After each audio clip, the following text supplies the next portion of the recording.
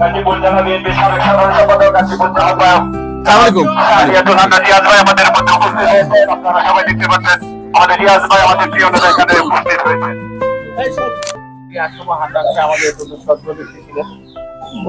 আমাদের ছিলেন, এবং ওনারই যোগ্য সন্তান আমাদের ছোট ভাই আপনাদের আমাদের এই ওয়ার্ডেরই উনি আপনাদের সন্তান। তো উনি আপনাদের কাছে দুই চারটা কথা বলবেন। কেন এসেছেন? আমাদের এলাকার সন্তান, আমাদের বাড়ির সন্তান, এ মাটির সন্তান, যিনি সার্বক্ষণিক যার শরীরে লেগে আছে মাটি। বিসমিল্লাহির রহমানির রহিম।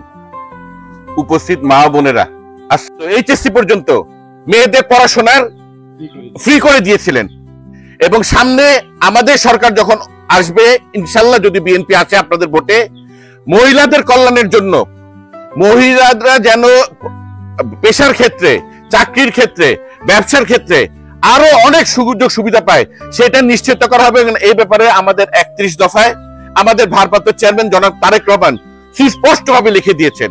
আমি তার বার্তা নিয়ে এসেছি আপনাদের কাছে। আমি সন্তান হিসেবে আপনাদের কাছে এসেছি, এলাকার সন্তান।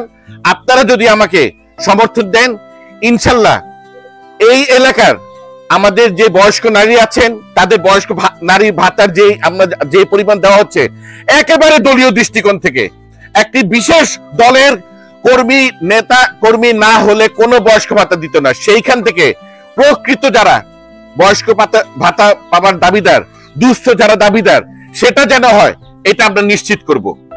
বৈষম্য আমরা শেষ করব। বৈষম্য কি? আমরা সকলে ছিলাম দ্বিতীয় শ্রেণীর নাগরিক, কেবলমাত্র যারা আওয়ামী লীগ করতো তারাই এদেশে প্রথম শ্রেণীর নাগরিক। দেখবেন এই এলাকা আমার মরহুম পিতা যেভাবে এগিয়ে নিয়ে গেছিল, ইনশাল্লাহ আমিও সেভাবে আপনাদেরকে সাথে নিয়ে আগায় নেওয়ার চেষ্টা করব।